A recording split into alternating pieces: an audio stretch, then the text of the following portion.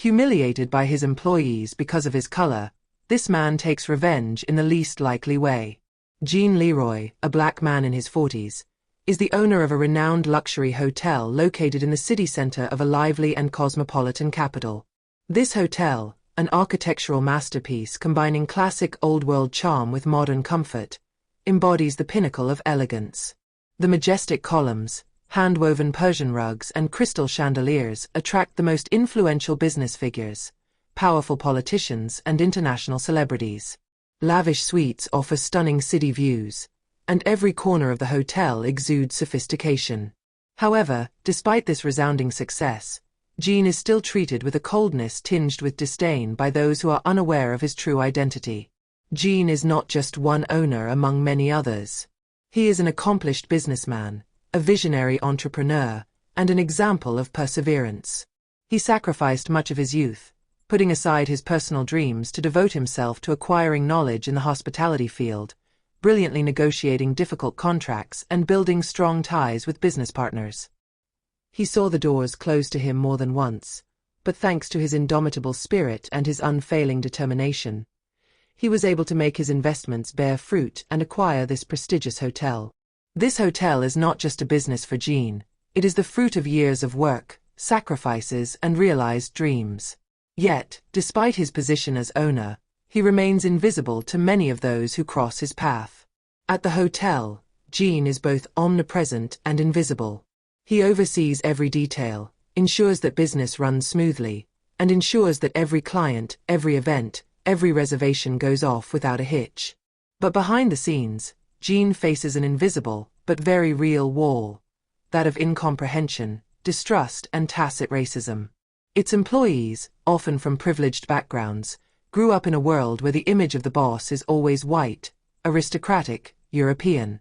In their eyes, he is just another manager, a simple black man who is just the manager of an empire that he doesn't really deserve to own. The looks exchanged behind the scenes are often marked by condescension, silent judgments which, although subtle, have become his daily reality. The staff, some of whom are powerful figures at the hotel, rarely give him the respect he deserves. Isabel Montages, the arrogant and haughty room manager, is a perfect example of this silent disdain. With her impeccable smile and her way of moving with authority in the hotel's opulent lounges, she embodies the privileged elite who believe themselves to be at the top of the hierarchy. She has never hidden her contempt for Gene, whom she considers a simple performer, far from the visionary owner that he is. His indifferent looks and cold attitude often leave Gene with the feeling of being just an intruder in a place that he built with his own hands. This tension, which lies beneath the surface, will come to a head during an important event. That evening, the hotel prepares to host a charity gala for high-profile foreign investors. The event is crucial for the image of the hotel and for the future of the company. Gene goes to the main room to make sure everything is in order. The lights are dimmed, exotic flowers decorate the tables, and an orchestra plays sweet tunes. The atmosphere is both festive and formal. Gene walks the aisles with a certain pride, observing the final preparations, monitoring the smallest details. When he enters the room, he notices Isabel Montages supervising the servers, with almost excessive energy, demanding perfection. She is surrounded by a few staff members, and all are absorbed in the excitement of the moment. But, as soon as Gene enters the room, Isabel, although she recognizes him immediately, does not even give him a smile. She speaks to him dryly, as if his mere presence was a nuisance. "You can wait outside. The serious things begin now," she tells him in an icy tone, without even giving him a respectful look. Gene remains frozen for a few seconds, surprised by the extent of the contempt contained in these words. A shiver of incomprehension passes through him, but he takes a deep breath and forces himself to remain calm. He knows that the humiliation he feels at this moment is a form of racism, not visible and direct, but insidious, subtle, which infiltrates daily exchanges and transforms recognition into invisibility. But tonight, something changes inside him. He doesn't want to give in to anger. This isn't the first time someone has tried to put him down, but he senses that this time it's not just an ordinary ordeal. The tension that rises within him is different, more vivid. Isabel doesn't just humiliate him. She pushes him into a corner, as if his very existence in this place was a mistake. Jean, deeply hurt by this interaction, feels a dull anger making its way through his apparent tranquility. But in his wisdom acquired over the years, he knows that revenge through anger would only be a trap that would only reinforce the stereotypes he faces. It is not through brutality that he will obtain justice. That evening, he promises to respond to this humiliation in the most subtle, most devastating, but also the most strategic way. He knows that his power lies in the total control of his emotions and in the elegance of his revenge. The humiliation he has just suffered is a window he can use to change the rules of the game. Instead of losing his temper, he slowly withdraws from the room, taking care to take one last look around, like an attentive spectator.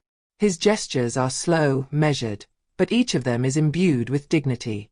Rather than fighting for immediate recognition, he decides to use this evening to demonstrate to all those who doubt his place that he holds the real key to power, even if he has never loudly claimed it. That evening, he will not be a spectator. He will be the architect of his own destiny. By letting Isabel believe that she has won this little confrontation, Jean prepares for a revelation that could shake the very foundations of the hotel and its staff. The gala evening will continue, but he is about to play his last card, the one that will redefine his place in this empire he created. He knows that sometimes it is not enough to shout to be heard, but to act with a silent force, a force which, once deployed, can no longer be ignored. Jean Leroy has never been a man of impulsive action. His success, his rise, have always been the fruit of deep reflection, of careful anticipation. His sharp mind, capable of seeing beyond appearances, always knew that a man like him had to advance subtly in a world that was not designed for people like him. The disdain he faced on a daily basis never affected him directly. He was not the type to respond to humiliation with anger, nor to get carried away with immediate reactions. For him, true power lay in the art of making invisible those who belittled him. In the silence of his sumptuous offices, Jean meditated. He knew that for those who doubted him, there was only one way to impose an unshakable truth on them: show them that they had underestimated his power and give them a cold, implacable mirror of their own weakness. Rather than forcing them into a brutal confrontation, he chose to organize his masterstroke in the shadows, where no one could anticipate the impact of his decision. He began by developing a plan of rare finesse. Jean knew that the operation would only be effective if it was carried out in complete secrecy, far from prying eyes. There was nothing ordinary about the event he planned. It was an important meeting, but with a special touch, a private conference. He invited a select circle of influential figures in the hospitality industry, journalists renowned for their integrity, well-known food critics, and even a few celebrities who respected his discretion and professionalism. But at the heart of this meeting was a crucial detail: a notary, lawyers, and a series of legal documents that would forever redefine the balance of power in the hotel. On the day of the event, the excitement in the halls was palpable. Employees, some eager to learn more about the future direction of the hotel, others anxious about a potential reorganization announcement, were all invited to this meeting. Isabel Montages, always so sure of herself, arrived early, without suspecting for a second that this evening was going to be the tipping point in her career. In the large room, the atmosphere was heavy, as if something big was brewing, much more than just an internal meeting. Jean took the stage with quiet ease, carefully observing the tense faces of his employees. No superfluous gestures, no unnecessary words. He stood there like a master of ceremonies, ready to reveal the truth that would undoubtedly shake their certainties. He spoke in a calm but confident voice. "Tonight, I am not here to praise the success of our hotel, but to speak to you about the dignity that must reign in any enterprise," he began. He spoke of the sacrifices he had to make to reach the head of this hotel, the years of hard work in the shadows of large institutions, far from the limelight. He also spoke of the pain of being judged by one's color, by one's appearance, rather than by one's intelligence and skills. The room was hanging on his words, but it was still only the introduction. Jean paused, letting the attention focus on him, before letting out the key word. "Today, I'm going to tell you a secret. A secret that I've kept for too long." The effect of his words was immediately felt in the room. The murmurs rose, but Jean continued, "I am the sole owner of this hotel. It belongs entirely to me." At that moment, a video began to play on the giant screen behind him.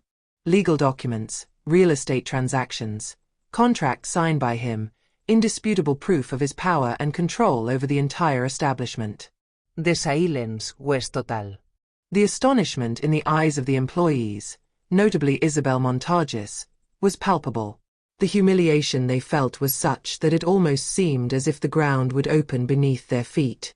Isabel, the room director who had not deigned to give him a respectful look a few hours earlier, now had her eyes fixed on him, completely helpless. Jean, unmoved, calmly explained to them that everything they had taken for granted, their position of power and their prerogatives, were worthless in the face of the reality of his property. "I have observed your behavior, your gestures full of contempt. This evening does not just mark a turning point for this hotel, but a change of direction.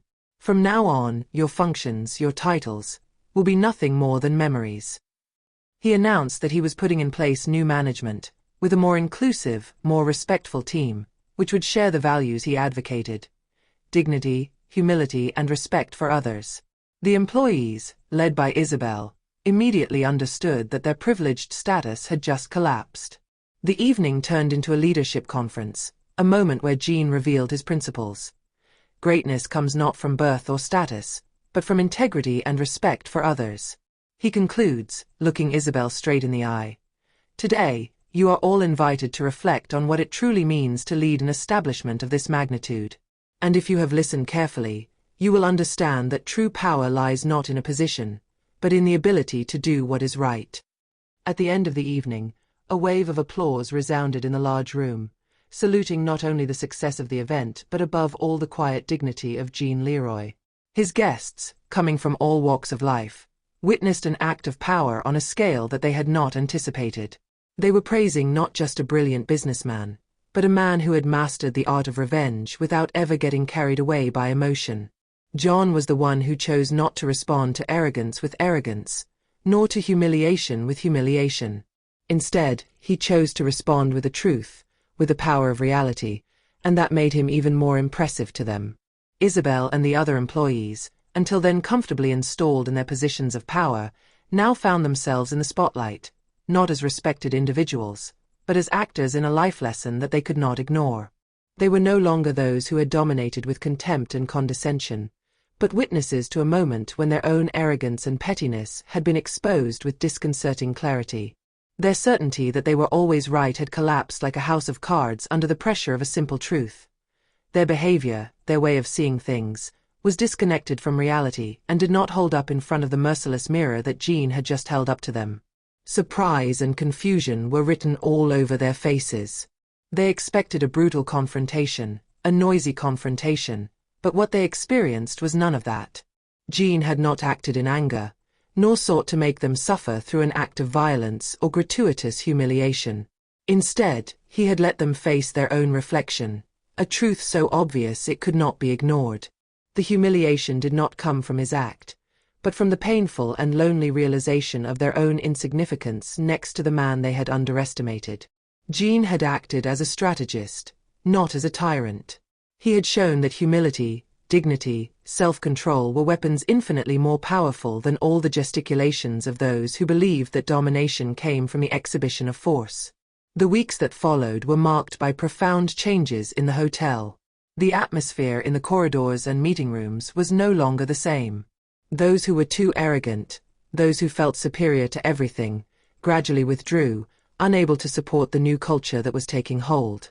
Inclusivity, equal treatment, respect for each individual, whatever their role or status, were now the cardinal values of the establishment. Several employees who had played an important role in Jean's humiliation decided to leave the hotel on their own. They understood that they had no place in this new model of leadership.